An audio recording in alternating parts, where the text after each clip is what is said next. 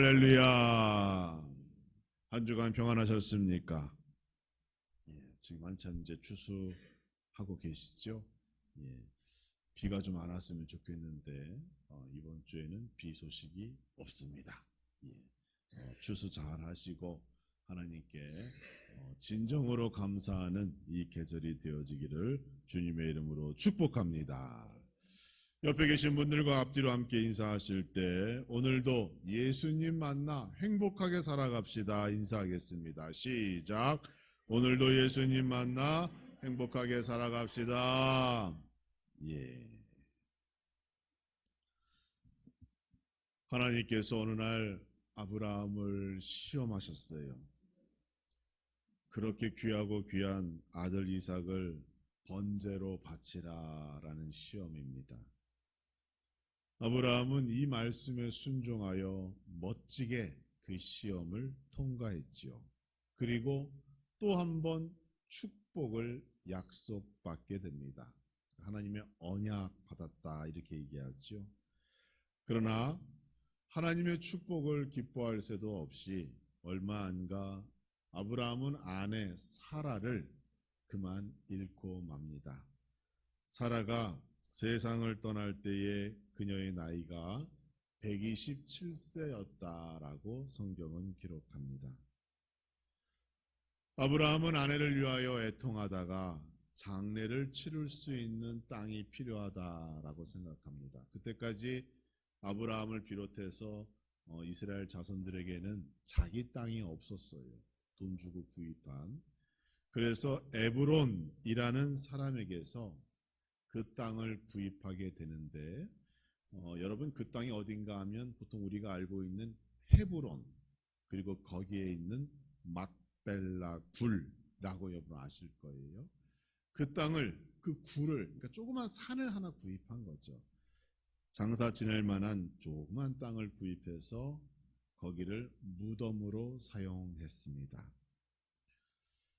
그러나 거기는 장사를 지내기 위하여 구입한 땅이었지 실제로 거기서 살기 위하여 구입한 땅은 아니었어요.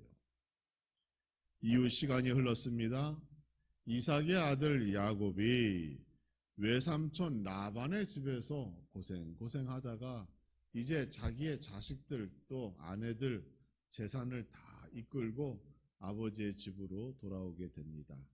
중간에 형 에서도 만나요. 극적인 화해도 하죠.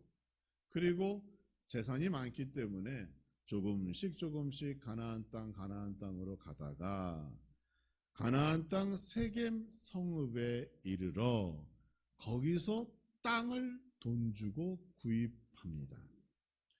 창세기 33장 19절을 보면 세겜의 아버지 하몰의 아들들의 손에서 크시타에 샀으며 이렇게 되어져 있어요. 크시타라고 하는 것은 무게의 단위를 얘기합니다. 그러니까 이 크시타가 뭔가 하면 1크시타는 어린 양 한 마리 가격의 은의 무게예요. 은의 무게. 그러니까 여러분 100크시타라는 돈을 주었다는 것은 뭐예요?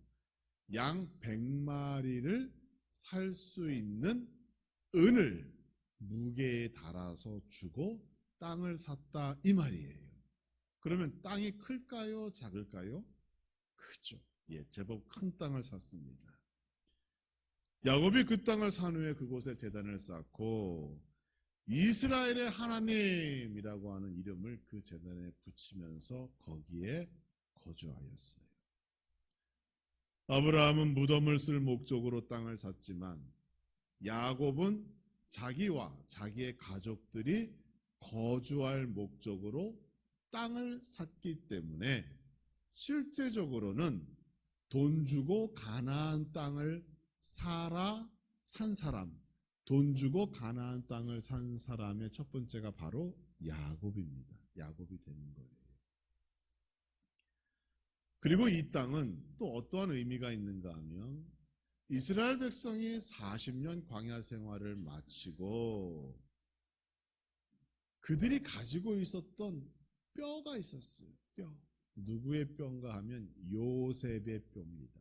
그러니까 요셉이 죽기 전에 내가 죽으면 고향 땅에 나를 묻어다오라고 자손들에게 얘기했어요. 그래서 모세와 함께 출애굽할 때 이스라엘 자손들이 애굽에 있었던 요셉의 뼈를 가지고 40년 동안 광야 생활을 할 때 그들이 지니고 있다가 가나안 땅을 이제 차지하고 정착할 때 그 땅에 요셉의 뼈를 묻습니다. 그 땅이 야곱이 산 그 땅이에요. 정리해 보면 야곱이 돈 주고 산 그 땅은 가나안에서 살기 위하여 돈 주고 산 첫 번째 땅이었고, 두 번째는 누가 묻힌 땅이에요? 요셉이 묻힌 땅이에요. 요셉. 그러니까 여러분, 이스라엘 백성에게 있어서 요셉이라는 인물이 누굽니까? 자기의 할아버지, 증조할아버지, 고조할아버지 조상이지요. 사실 요셉이 애굽의 총리가 되었기 때문에 그 가족들이 이스라엘이라고 하는 큰 자손을 이루게 된 거잖아요. 그러니까 이 요셉의 뼈가 묻힌 그 땅이 얼마나 귀하고 복된 땅이겠어요. 하나님의 언약이 현실화되었다는 증거죠. 땅을 얻었으니까. 하나님의 은혜가 얼마나 큰가를 알 수 있는 증거가 바로 그 땅입니다. 그 땅은 이스라엘 백성들에게 의미 있어요. 버릴 수 없는 땅이죠. 오히려 잘 보존해서 그 땅을 통하여 신앙교육을 할 수 있는, 지금으로 따지면 아마 박물관 같은 걸 세워서 봐라, 여기에 요셉 할아버지의 뼈도 있었고 이 땅이 바로 야곱 할아버지가 산 첫 번째 가나안 땅이고, 막 그렇게 신앙교육을 할 수 있는 그러한 땅이 바로 그 땅이에요. 그런데 그게 문제가 있습니다. 그 야곱의 땅이 어느 지역에 걸려 있는가 하면 사마리아 지역에 걸려 있어요. 그래서 요한복음 4장을 보면 예수님과 그 여인의 문제의 모든 시작이 그 사마리아라고 하는 그 지역, 그 땅에서부터 시작되는 걸 볼 수가 있습니다. 여러분 아시죠? 유대인들이 사마리아 사람들을 상대했어요? 안 했어요? 안 했습니다. 그 땅에 들어가지도 않았어요. 그래서 그 땅을 건너가면 금방 예루살렘에 갈 수 있는 그 거리인데도 그 땅을 피해서 삥 둘러갔다는 거예요. 야곱의 땅이고 야곱의 심지어 우물도 있고 요셉이 묻힌 그 땅인데도 불구하고 거기에 있는 사마리아 사람들이 살고 있기 때문에 거기에 그러한 문제가 있었던 겁니다. 야곱이 돈 주고 구입한 그 땅에는 우물이 하나 있습니다. 이전에 야곱이 땅을 깊게 파가지고 만든 우물이라고 해서 야곱의 우물 이렇게 이름 붙입니다. 오늘 본문의 배경이 되는 수가성은 그 우물과 약 1km 정도 떨어져 있는 거예요. 그러니까 수가성에 살던 그 사마리아 여인이 물을 뜨려면 몇 킬로를 가야 돼요? 1km를 왔다 갔다 할 정도로 어느 정도 거리가 있는 곳입니다. 그 지역에는 샘물이 많이 있었어요. 이전부터 샘물이 많이 있었는데 지리적인 특성이 그 샘물에는 짠맛이 나요. 민물과 그 해수가 섞여 있어요. 담수랑 해수랑. 그래서 사람들이 그것 가지고는 당장의 갈증은 해결할 수 있을지 모르나 농사를 짓거나 또 인간의 어떤 생존, 건강을 위해서는 그 물을 계속 마실 수가 없었습니다. 그래서 야곱이 판 그 깊은 우물, 그 야곱의 우물을 통해서만이 생존할 수 있는 그 우물이 정말 필요했던 것이에요. 그러나 그 우물도 사마리아 땅에 있었기 때문에 아무리 갈증이 나도 유대인들은 그곳에 들어가 물을 마시지 않았던 겁니다. 이러한 유대인들의 인식과는 달리 예수님께서는 그 우물가에서 무명의 사마리아 여인을 만나십니다. 그리고 거기서 그 여인과 그 마을과 그 민족 전체가 변화되어지는 놀라운 소식이 그곳에서 전해지게 되는 겁니다. 사도 요한은 요한복음을 기록할 때 그 사건이 얼마나 중요한가를 나타내기 위하여 무려 42구절을 할애하여 이 사건을 기록했습니다. 제가 전에 말씀드렸죠. 성경에서 어떠한 내용이 반복되거나 어떠한 내용을 길게 얘기하면 중요한 거라고 말씀드렸어요. 그래서 예수님과 사마리아 여인의 그 만남이 중요한 겁니다. 요한은 이 중요한 사건을 오래 자세하게 성경에 기록하였어요. 유대인들이 사마리아 사람들을 무시하고 멸시하는 데는 역사적인 충분한 근거가 있습니다. 그냥 감정적으로 미워하는 게 아니에요. 크게 4가지의 이유가 있습니다. 첫 번째 이유는 그들은 정통 유대인이 아니었습니다. 그들은 아수르 제국에 의하여 탄생한 이스라엘 사람과 이방 사람들 사이에서 태어난 혼혈 민족이었어요. 우상을 섬기는 이방 사람과 하나님을 섬기는 이스라엘 사람들 사이에서 태어난 혼혈 민족이었기 때문에 그들이 하나님을 섬긴다고 하면서도 그 예배 방식과 그들이 주장하는 내용들을 보면 유대인들 입장에서는 받아들이지 못할 내용들이 상당히 많았습니다. 그래서 그들을 거부한 거예요. 두 번째 이유는 포로 시대가 끝나고 느헤미야에 의하여 예루살렘 성벽이 한참 재건될 때에 산발랏이라고 하는 사마리아 사람, 당시에 사마리아 총독으로 있었던 이 산발랏이 느헤미야가 성벽을 건축하는 것을 지속적으로 방해합니다. 방해하고 또 방해하고 나중에는 느헤미야를 죽이려고까지 하였어요.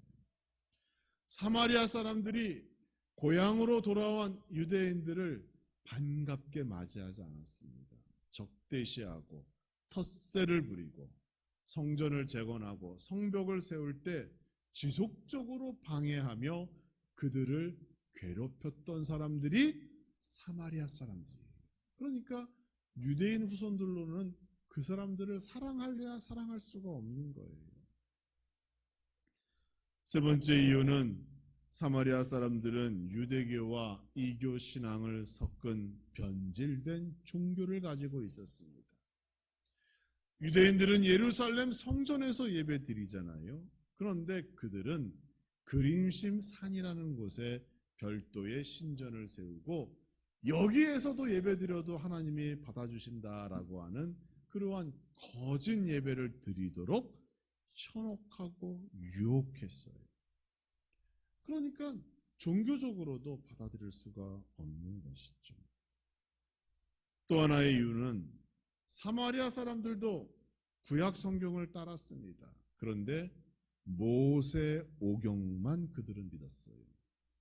유대인들은 모세 오경과 시편, 선지서를 아주 중요하게 여겨요. 그런데 사마리아 사람들은 시편이나 선지서는 믿지 않았고 모세 오경만 믿었어요. 그러니까 반쪽짜리 믿음을 가지고 있는 겁니다. 이러한 이유로 유대인들이 사마리아를 품을래야 품을 수가 없는 겁니다. 사랑할래야 사랑할 수가 없는 거예요. 그 뼛속까지 우리에게 해를 가하고 종교도 다르고 겉은 하나님을 따르며 예배드린다고 하지만 그 속을 들여다보면 거기에는 이방신들, 우상들, 잘못된 믿음과 신앙과 전통들, 그러니까 받아들일 수가 없는 거잖아요. 이 정도면 유대인들이 사마리아 사람들을 멸시하는 이유, 여러분 좀 이해가 가시죠? 그들의 땅에 발을 대는 것은 물론이고 그들의 얼굴을 똑바로 본다든지 그들과 말을 섞는다는 것 상상할 수도 없는 겁니다. 그들은 저주받은 사람들이에요. 없어져도 괜찮아요. 사라져야 할 사람들입니다. 그런데 예수님께서 그들 가운데 계셨다는 겁니다. 그럼에도 불구하고 예수님께서 이 사마리아 여인에게 말을 먼저 건네십니다. 뭐라고 말씀하세요? 물을 좀 달라 이렇게 얘기하세요. 우물 옆에서 여러분 물이라고 하는 소재는 처음 만난 사람과 대화하기에 좋은 소재잖아요. 그렇죠? 예전에 제가 어릴 적에 뒷산에 약수터가 있었는데 약수터 가면 그분들이 시원한 물 마시면서 거기서 이런저런 얘기를 한참을 해요. 근데 알고 보면 다 모르는 사람들이에요. 근데 물 마시면서 물에 대한 이야기, 산에 대한 이야기, 이게 물 가지고 대화하기가 아주 좋은 소재잖아요. 그러니까 우물가에서 물을 가지고 예수님께서 접근하시는 겁니다. 그런데 여자의 반응을 보면 예수님은 물을 달라고 했는데 이 여인은 물에 대한 답변을 하는 것이 아니라 자기가 지금 가장 중요한 문제 한 가지를 얘기하는 거예요. 요한복음 4장 9절을 보면 이렇게 기록합니다. 당신은 유대인으로서 어찌하여 사마리아 여인인 나에게 물을 달라 하나이까? 이는 유대인이 사마리아인과 상종하지 아니함이로라. 이렇게 말합니다. 그녀는 자신이 유대인들에게 사람 대접을 받지 못하고 있는 문제를 지금 얘기하는 겁니다. 이상하다는 거예요. 유대인들은 우리를 인간 취급을 안 하는데 왜 나에게 말을 걸고 나에게 물을 달라고 하는 거예요? 이렇게 얘기하는 거예요. 그래서 예수님께서 다시 한번 생수에 대하여 말씀하십니다. 여기서 예수님께서 말씀하시는 생수는 그저 맑은 물, 그걸 얘기하는 게 아니에요. 리빙 워터라고 되어 있어요. 살아있는 물, 그런 생명수를 얘기하고 있는 겁니다. 그런데 여인이 그 개념을 이해하지 못했어요. 그래서 예수님께서 말씀하시는 그 생수를 이 여인은 어떻게 받아들였는가 하면 한 번 마시면 목마르지 아니한 그러한 신비한 물이라고 생각해서 그 물을 좀 달라고 얘기하는 겁니다. 여기서 그녀의 두 번째 문제가 드러납니다. 첫 번째 문제는 자신이 사마리아 사람으로 태어나 차별받는 문제를 얘기했죠. 인종의 문제, 배경의 문제를 얘기한 겁니다. 이거는 바꿀 수가 없어요. 내가 아무리 바꾸려고 해도 내가 한국인이라는 거를 일본 사람으로 국적은 바꿀 수 있겠지만 나의 속까지는 다 바꿀 수가 없는 거잖아요. 그런데 두 번째 문제는 자신의 형편, 지금 처해져 있는 자기의 상황에 대하여 얘기하는 거예요. 목마르지 않은 물이 있다면 자신이 이렇게 1km나 되는 거리를 매일같이 왔다 갔다 하면서 물을 뜨지 않아도 되기 때문에 그 물을 좀 달라고 예수님께 얘기하는 거예요. 그러니까 예수님이 누군지 모르니까 마치 무슨 약장수가 신비한 약을 가지고 와서 얘기하는 것처럼 제발 그것을 좀 나에게 줘서 내가 지금 이렇게 힘들고 어렵고 고달픈데 내 좀 삶을 좀 편하게 해줬으면 좋겠다라고 예수님께 얘기하는 거예요. 이 여인의 대화를 통해서 그 여인의 문제가 오늘날 우리가 가지고 있는 문제와 다르지 않다 이렇게 생각해 봅니다. 우리는 환경과 배경을 탓하며 살 때가 너무도 많습니다. 마치 자신이 사마리아 사람이 된 것과 같이 생각합니다.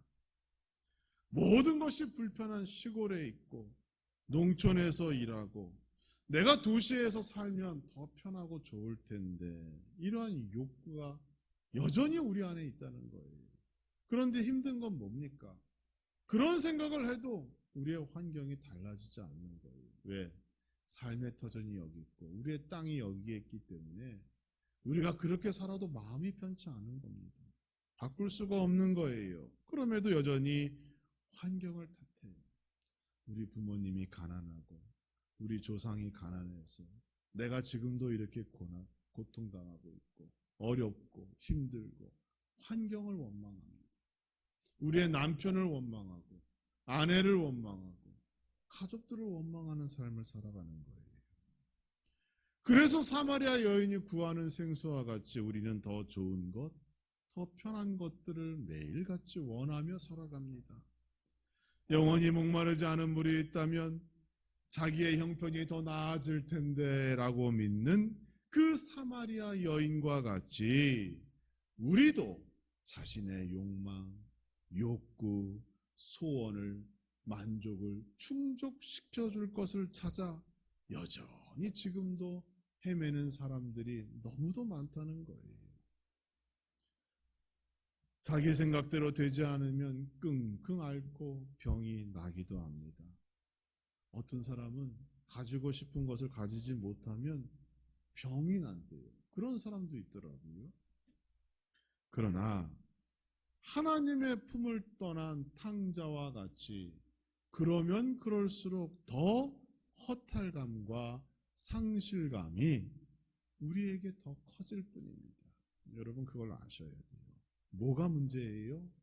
가장 근본적인 문제를 해결하지 않고 우리는 외형적인 것, 부수적인 것, 다른 것에 더 관심이 많기 때문입니다.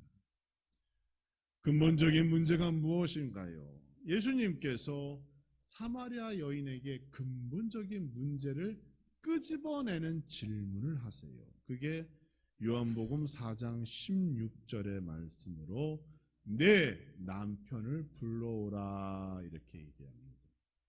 여러분 잘 생각해 보세요.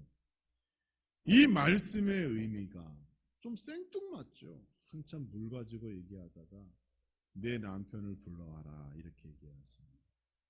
사마리아 여인이 가지고 있었던 근본적인 문제, 죄의 문제를 지금 끄집어내는 겁니다. 이 말씀을 들은 여인의 대답이 무엇인가요? 남편이 없습니다. 이렇게 얘기합니다. 그래서 예수님께서 말을 이어가셔요. 맞다.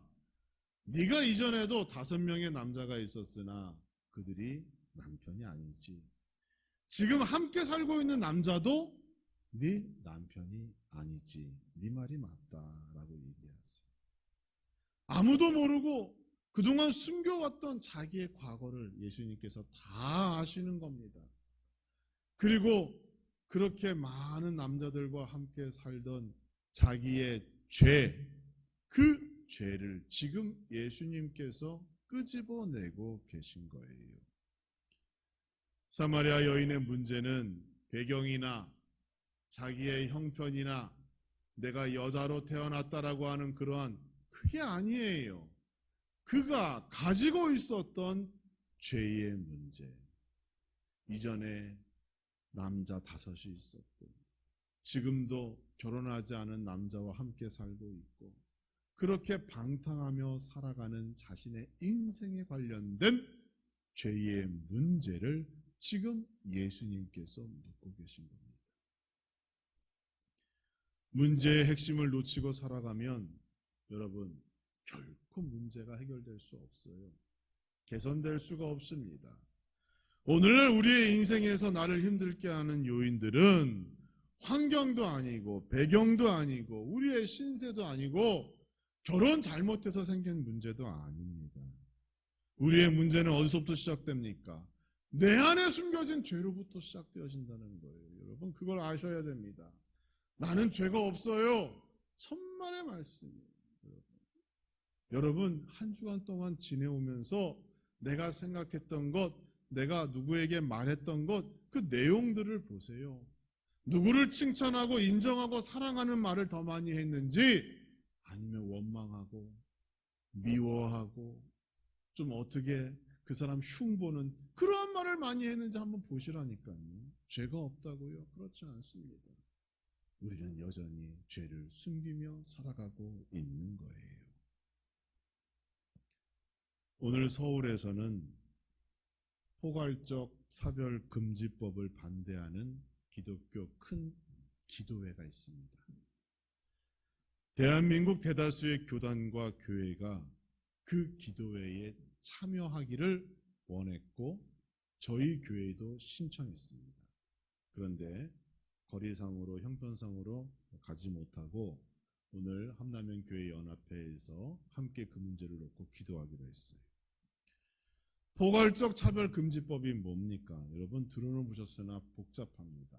쉽게 정리하면 성소수자, 동성연애자들에게 차별을 주지 말자라고 하는 것을 법으로 정하자는 거예요. 남자가 여자 된다고 해도 인정해주고 여자가 남자 된다고 해도 그것을 허락해 주자는 겁니다. 인간의 성은 태어나면서부터 정해지는 것이 아니라 자기의 선택에 의하여 정해질 수 있기 때문에 그것을 법으로 정해서 그들을 보호하고 그들이 차별되지 않도록 해주자는 것이 그 법의 내용입니다. 이 법이 통과되면 이제 교회에서는 동성연애에 대한 문제를 언급할 수가 없습니다.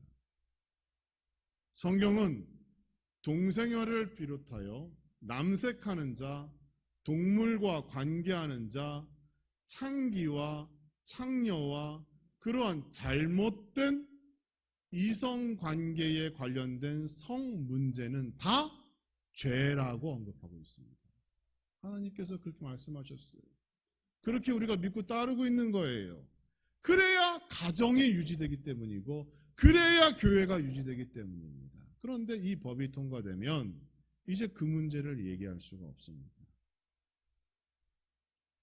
하나님께서는 남자와 여자를 창조하셨어요. 제3의 성은 없습니다, 여러분. 제3의 성은 없어요. 남자인데 수술해서 여자가 되었고 여자가 수술해서 남자가 되었고 수술하지 않는다 할지라도 내 몸은 남자인데 내 정신은 여성이기 때문에 내가 남자를 사랑하고 여자가 여자를 사랑하고 여러분 그건 불가능한 거예요. 그거는 고쳐야 하는 겁니다. 법으로 정할 문제가 아니지요.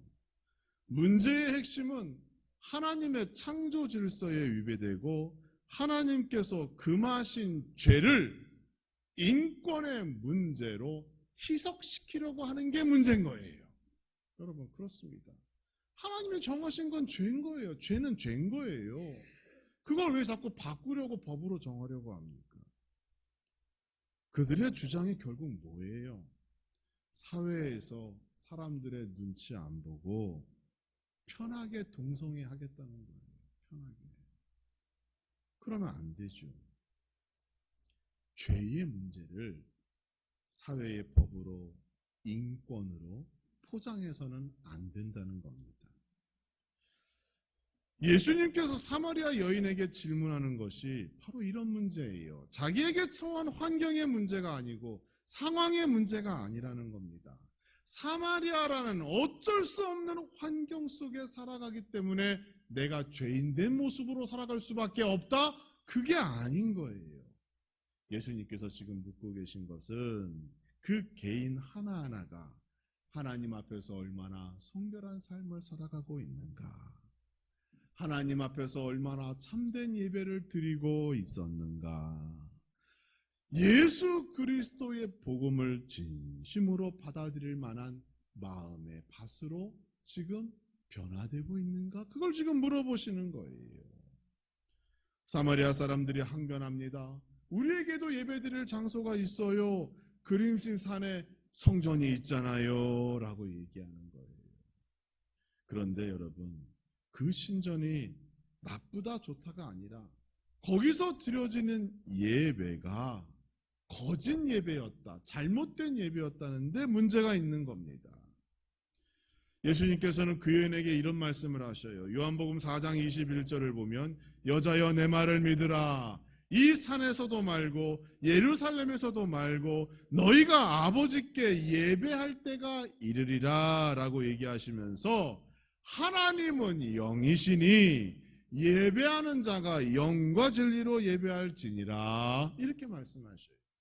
이게 무슨 말인가 하면 지금 환경이 어떻고 배경이 어떻고 예루살렘 성전이 아니기 때문에 우리가 드리는 예배가 조금 부족하더라도 이해해 주세요. 그게 아니라는 거예요. 하나님께서는 영이시기 때문에 장소를 따지지 아니하시고 영과 진리로 예배하면 그곳이 어느 곳이든지 하나님께서 예배를 받으시기 때문에 더 이상 핑계대지 말아라 라고 얘기하시는 겁니다.